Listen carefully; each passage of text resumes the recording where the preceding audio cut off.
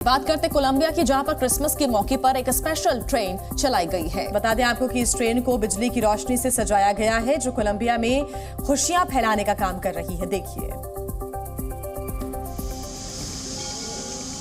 Christmas के मौके पर कोलंबिया के बोगोटा में एक स्पेशल ट्रेन को तैयार किया गया है। इस स्पेशल ट्रेन में सेंटा क्लॉज समेत कई मेहमान भी सवार थे। उत्सव की रोशनी से सजी ये एक स्टीम ट्रेन है। इस स्पेशल ट्रेन ने क्रिसमस पर बनी क्लासिकल फिल्मों की याद ताजा कर दी। जैसे ही लोकोमोटिव इंजन ने स्टेशन पर एंट्री ली, लोगों की खुशी का ठिकाना नहीं रहा। संगीतकारों ने भी स्पेशल ट्रेन में उत्सव जैसा माहौल बना दिया। तमिलनाडु में तिरुचिरापल्ली के श्री रंगनाथ स्वामी मंदिर को बैकुंठ एकादशी के मौके पर भव्य तरीके से सजाया गया है। इसकी ड्रोन कैमरे से की गई रिकॉर्डिंग बेहद खूबसूरत लग रही है। देखिए,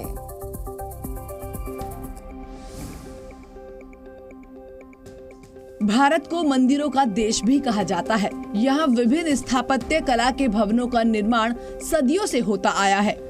दक्षिण भारत के तमिलनाडु राज्य में तिरुचिरापल्ली में मौजूद विश्व प्रसिद्ध श्री रंगनाथ स्वामी मंदिर ऐसा ही एक प्राचीन मंदिर है, जिसे वैकुंठ एकादशी के मौके पर भव्य तरीके से सजाया गया, जिसकी ड्रोन कैमरे से की गई रिकॉर्डिंग किसी को भी अपनी तरफ खींचने की ताकत रखती है। मुंबई में गेटवे ऑफ इंडिया पर नेवी ने बेटिंग रिट्रीट समारोह आयोजित किया गया।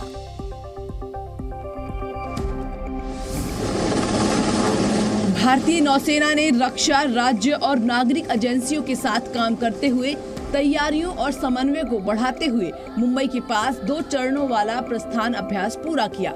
महाराष्ट्र पुलिस, सीमा शुल्क, मत्स्य पालन विभाग, मुंबई बंदरगाह प्राधिकरण, JN बंदरगाह प्राधिकरण, भारत मौसम विभाग और केंद्रीय नागरिक एजेंसियों के कर्मियों के साथ रक्षा क्षेत्र से परे भागीदारी सक्रिय रूप से भाग ले रही है। बात कर लेते हैं प्रयागराज की, जहां के ओल्ड सिटी चौक इलाके में एक दुकान में भीषण आग लग गई। दमकल की गाड़ियों ने आग पर काबू पाया। प्रयागराज के ओल्ड सिटी चौक इलाके में एक दुकान में भीषण आग लगी। दमकल की गाड़ियों ने मौके पर पहुंचकर किसी तरह आग पर काबू पाया। इस बीच आग ने पूरी दुकान को जलाकर खाक कर दिया। जिस जगह पर आग लगने का ये भीषण हादसा हुआ, वो शहर का सबसे बिजी इलाका माना जाता है। जहां आग लगने की घटना हुई है, वो ऐतिहासिक घंटाघर के ठीक पीछे है। स्थानीय लोग भी आग लगने की सही वजह नहीं बता पा रहे। पुतिन ने नई परमाणु पनडुब्बियों का निरीक्षण किया। साथ ही और भी पनडुब्बियां बनाए जाने का उन्होंने ऐलान किया है। रूस के राष्ट्रपति व्लादिमीर पुतिन ने 2 परमाणु पनडुब्बियों के लिए आयोजित ध्वजारोहण समारोह में हिस्सा लिया।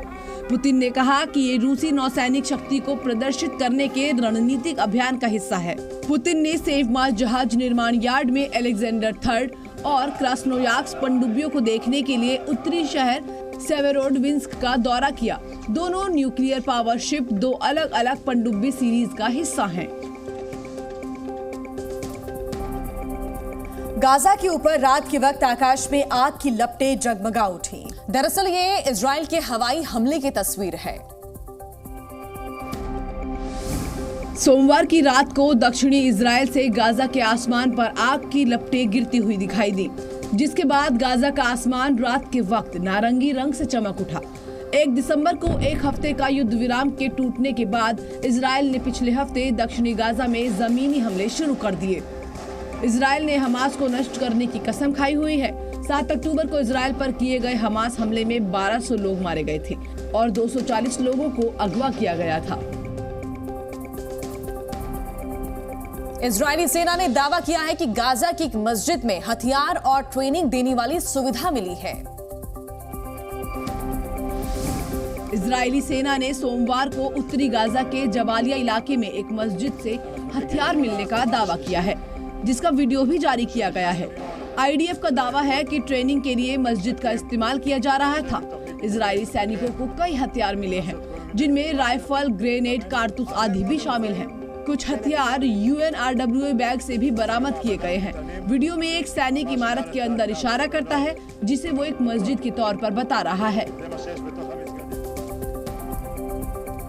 उत्तरी चीन में मौसम विभाग ने अलर्ट जारी किया है। कई इलाकों में तापमान -1.1 डिग्री तक जा सकता है।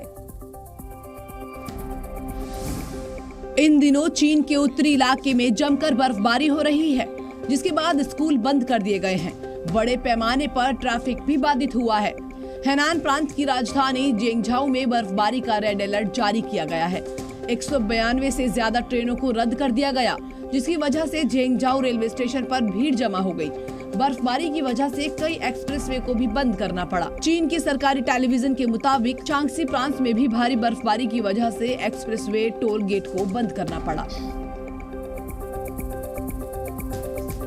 आगे बढ़ते हुए बात करते हैं कोलंबिया की, जहां पर बड़े पैमाने पर एंटी नारकोटिक्स ऑपरेशन चलाया गया है। इसके तहत कोलंबियन नेवी ने 380 टन ड्रग्स जब्त की है। ड्रग्स के खिलाफ कोलंबियाई नौसेना ने बड़ा अभियान छेड़ दिया है। सोमवार को सैकड़ों टन अवैध पदार्थ जब्त किए गए हैं, जिसके बाद माना जा रहा है कि इससे अंतर्राष्ट्रीय ड्रग्स स्मगलर्स की बेचैनी बढ़ जाएगी। अंतर्राष्ट्रीय ओरियन नौसैनिक अभियान के नेतृत्व में 45 दिन के ऑपरेशन में 4 महाद्वीपों के 42 देशों में अभियान छेड़ा गया है, जिसमें 195 टन कोकीन, 175 टन मारिजुआना और 14.5 टन हैश समेत रिकॉर्ड मात्रा में नशीली दवाएं बरामद की गई हैं। नाइजीरियाई डॉग कार्निवल में पालतू डॉग्स ने रंग बिरंगी पोशाकों में हिस्सा लिया। देखिए वीडियो। नाइजीरिया में हुए डॉग कार्निवल में अजब गजब नजारे देखने को मिले, जहां डॉग्स की पारंपरिक पोशाकों में परेड कराई गई। डॉग्स लवर ने वीकेंड में आयोजित हुए इस कैनाइल फेस्टिवल में अपने पालतू जानवरों को पारंपरिक पोशाकों में परेड कराई। लागोस डॉग फेस्टिवल के मुख्य कर्ताधर्ता जैकी इदीमोगू ने कहा कि फरवरी में एक विवादित राष्ट्रपति चुनाव के बाद नाइजीरिया की जनजातीय खामियां उजागर होने के बाद इस साल के कार्यक्रम में राष्ट्रीय एकता को बढ़ावा देने की कोशिश की गई है। Z News।